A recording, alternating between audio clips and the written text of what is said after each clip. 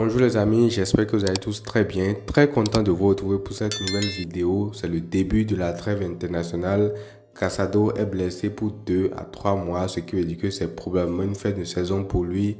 Ingo 2 à 3 semaines, ce qui veut dire qu'il va rater également les premiers matchs après la trêve internationale. Et aussi la Liga qui est en train de forcer pour mettre le match Barça-Osasuna le 27 mars. Aucune des deux équipes n'est avantagée par cette date-là parce qu'il y aura beaucoup d'absents. Du coup, elles ont déjà toutes lancé un recours pour changer cette date-là.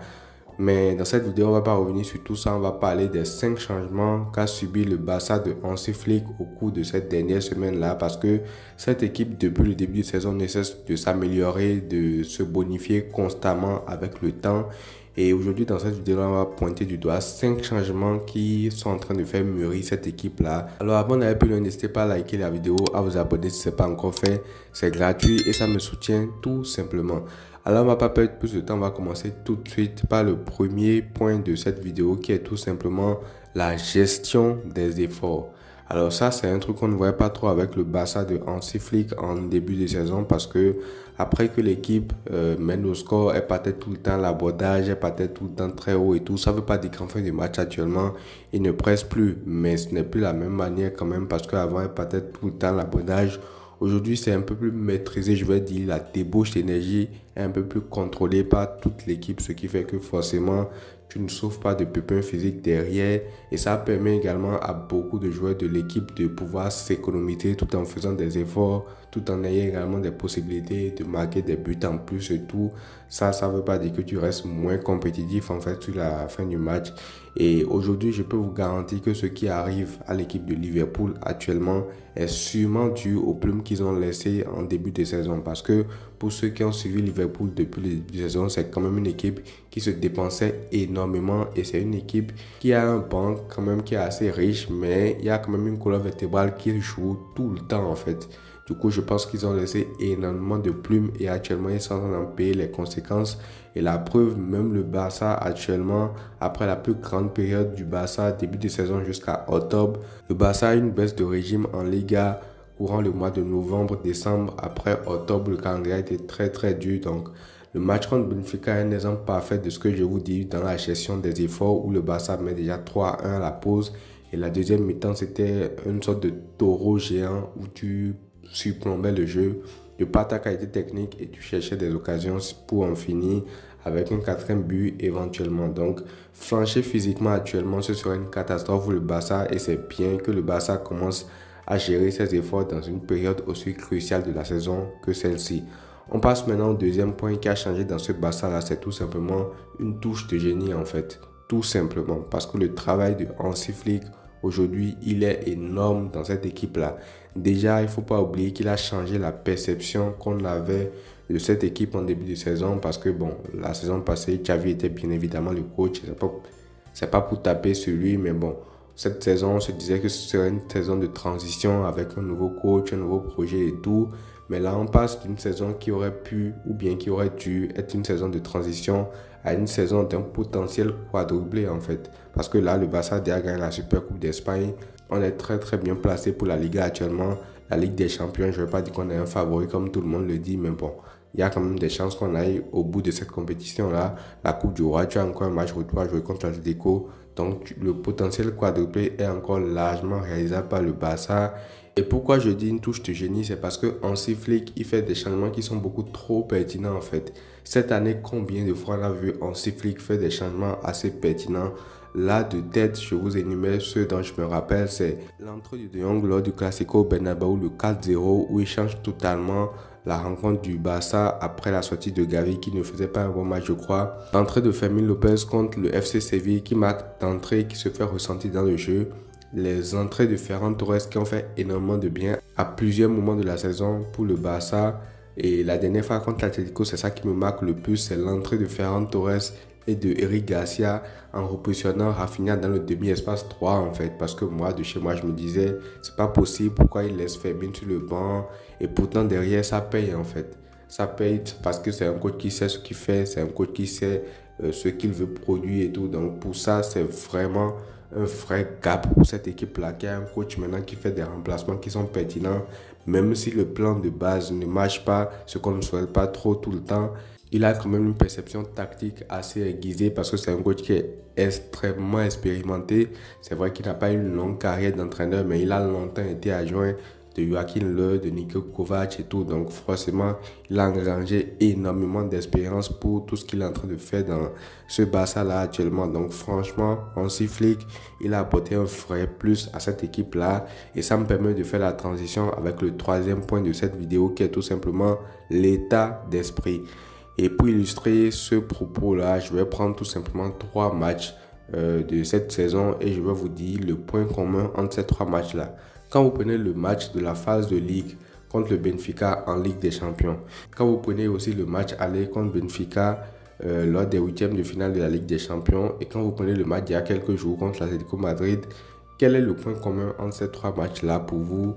C'est tout simplement le fait que le Barça n'en aurait gagné aucun il y a quelques années en fait. Le Barça il y a quelques années n'en aurait gagné aucun. Au contraire, même ils auraient sombré encore plus. Contre Benfica, le premier match de la phase de Ligue, tu as mené 4-2 à l'extérieur dans un match chaud bouillant dans un stade qui est là, qui hurle et tout, qui est derrière ses supporters. Tu as mené 4-2. Après être revenu à 3-2 il y a quelques secondes après. Et pourtant, tu arrives à t'en sortir en fait. Le Barça d'il y a quelques années ne ferait jamais ça. Ensuite, lors du match aller des huitièmes de finale de Ligue des Champions contre Benfica également, tu as mené à 10 contre 11 après seulement 20 minutes de jeu. Donc tu joues 70 minutes plus le temps additionnel à 10 contre 11 et pourtant tu arrives à t'en sortir, tu gagnes 1-0. Croyez-moi bien que le Barça de ces dernières années ne se serait jamais sorti de cela en fait. Ils auraient sombré aussi. Et le dernier cas en date, c'est le match contre l'Atlético Madrid où tu as mené 2-0 au Wanda Metropolitano, je le rappelle, contre l'Atlético Madrid qui est probablement l'une des meilleures défenses du monde aujourd'hui. Et en 20 minutes, tu arrives à marquer 4 buts. Je ne sais pas si on se rend compte de l'exploit que le Barça a fait, être mené 2-0 au Wanda Metropolitano contre l'Atlético Madrid, qui est une équipe à vocation défensive, et remonter le score, c'est pratiquement une mission impossible en fait. Pourtant, le Barça a réussi à retourner le match en fait. Donc, dans tous ces cas-là, le Barça de Hansi Flick s'en est sorti alors que le Barça d'il y a quelques années, franchement, j'ai un très gros doute quant à leur capacité de pouvoir retourner ce genre de situation-là. Et ça prouve justement que la mentalité de cette équipe a changé parce que déjà revenir à 2-2 au Wanda Metropolitano et tout de suite aller se replacer, ne pas chercher à faire des célébrations un peu folkloriques et tout, c'est vraiment la mentalité de gagnant en fait. Parce que tu vas chercher le 3-2, tu ne te dis pas que non, il faut se contenter du 2-2 parce que c'est un bon résultat. Non, les joueurs vont chercher ce 3-2 là et franchement, ça c'est vraiment à saluer de la part de Hansi Flick parce que tout ça, c'est lui qui a inculqué cette nouvelle mentalité là de la gagne à cette équipe là. Ils ont horreur de la défaite, ils ne veulent pas perdre, ils ne veulent même pas un match nul en fait. Donc voilà, on passe maintenant au quatrième point de cette vidéo qui est tout simplement un vrai groupe, la formation d'un vrai groupe dans cette équipe là parce que malheureusement, comme je l'ai dit en début de vidéo, Casado est blessé pour 2 mois. Donc probablement c'est une fin de saison pour lui. Inigo Martinez, lui, c'est 2 à 3 semaines comme je l'ai dit en début de vidéo. Et malgré ça, tu as quand même un Ronald Araujo en défense centrale qui est de retour à un vrai niveau et qui peut compenser largement l'absence de Inigo Martinez en sachant que son absence ne sera pas si longue que ça. Et également, tu as Eric Garcia qui est là pour compenser en défense centrale également, qui peut jouer certains matchs, qui est ultra bon. Certes, ce n'est pas le meilleur défenseur de l'histoire, mais c'est quand même un joueur qui suit des entrées, qui suit des coups d'apparition, peut te faire beaucoup de bien en défense centrale. Et au milieu de terrain, tu as Casado qui est ton seul vrai 6 dans l'effectif actuel qui est blessé. Mais il y a également des alternatives au milieu de terrain pour trouver des milieux compatibles en fonction de l'adversaire. Tu as Gavi qui est là, tu as Fermin, tu as Olmo, tu as Pedri, tu as De Jong, tu as Eric Garcia aussi qui peut jouer plus bas dans le milieu. Donc, il y a des choix. Si éventuellement Christensen revient aussi, il peut faire partie des choix au milieu de terrain. Donc, franchement, il y a quand même de la matière dans ce milieu de terrain-là, dans tous les compartiments du jeu du Barça, quand même, comme vous le savez.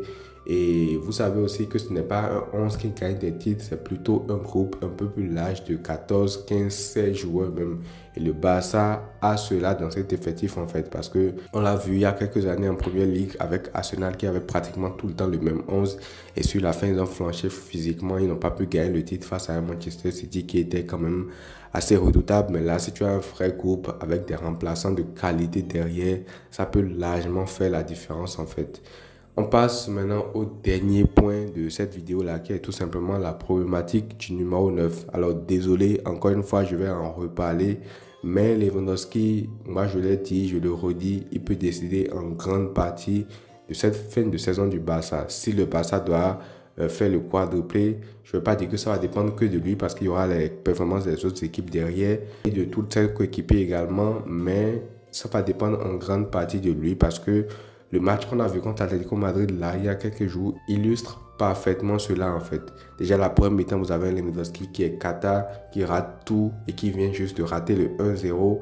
Et juste après cette occasion-là, vous avez Alvarez qui ouvre le score derrière. Du coup, même si l'occasion qu'il rate, c'est parce qu'il fait un mauvais contrôle et qu'il se fait un langue de tir derrière, il y a eu une suranalyse de ces deux occasions-là parce que ça vient une minute après en fait. Du coup, on se disait que c'était le contraste entre un 9 qui veut te faire gagner et un 9 qui est un peu plus en difficulté en fait. Et deuxième mi-temps, qu'est-ce qui se passe? Lewandowski active son mode prime le temps d'une soirée. Parce que à ce moment-là, le Barça vient d'encaisser le deuxième but. Les coéquipiers de Lewandowski, dont Pedri, se plaignaient beaucoup de la main de Paul avant le 2-0. Et à ce moment-là, lui n'en avait que fait de tout ça en fait. Il était déjà en train de se charger de réduire le score avec un but d'anthologie, un but de Lewandowski qu'on connaissait de l'époque du Bayern en fait. Sur un ballon anodin de Inigo Martinez, il fait un contrôle orienté, il s'amène le ballon sur son pied gauche et il finit comme ça, tir croisé. Et Jan Oblak ne peut absolument rien faire sur cette occasion-là. Du coup, ça, c'est même pas un but sur une vraie occasion, mais c'est un but sur une demi-occasion, comme on peut l'appeler, où ton frère neuf, ton neuf tueur te met un but important, en fait. Et ce but-là, qui arrive juste après le 2-0, rebooste toute l'équipe, en fait. Et derrière, après, tu as le deuxième but de Ferran Torres sur lequel il fait un appel très, très intelligent pour amener Robert Lenormand avec lui et pour ouvrir tout l'espace pour Ferran Torres qui vient claquer sa tête. Donc, vous voyez le contraste qu'il y a entre le Lewandowski de la première et de la deuxième mi-temps. Quand on en parle, c'est pas pour lui tomber gratuitement dessus en fait. Et je me sers de ce match-là pour vous montrer que quand il est au top, tu peux même gagner des matchs comme ça sans avoir vraiment dominé. Mais quand il n'est pas vraiment bon, ça peut être très très dangereux pour ce Barça-là. Et pour moi, tant qu'il finit, tant qu'il marque des buts et tout, moi je fermerai toujours les yeux sur son apport dans le jeu parce qu'il ne faut pas l'oublier. Il a déjà 36 ans, bientôt 37. Donc il faut être un peu plus indulgent avec lui. Mais du moment où il finit, moi je n'aurai aucun problème avec lui. Donc voilà les amis, c'est tout pour cette vidéo. N'hésitez pas à me dire ce que vous en avez pensé dans les commentaires. Je vous lirai. Prenez tout soin de vous les amis. On se retrouve bientôt pour une prochaine vidéo. Et à très vite.